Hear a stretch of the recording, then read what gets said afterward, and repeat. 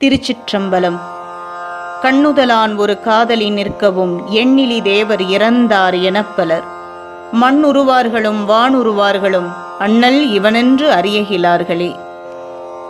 நெற்றிக்கண்ணை உடைய பரம்பொருளாகிய சிவன் உயிர்கள் அனைத்தும் இன்புற்று வாழ தன் அருட்கருணையை வாரி வழங்க காத்திருக்கிறான்.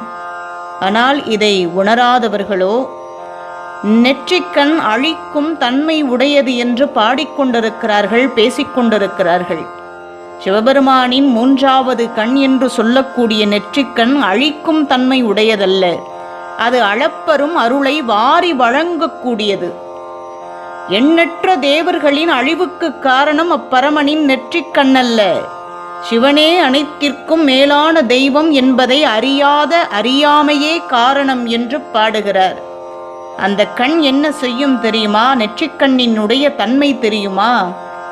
நெற்றிக்கண்ணானது அப்பரமனை விரும்பிச் செல்லும் உயிர்களின் வினையை எரித்து அவ்வுயிரினை விரும்பி ஏற்றுக்கொள்ளும்.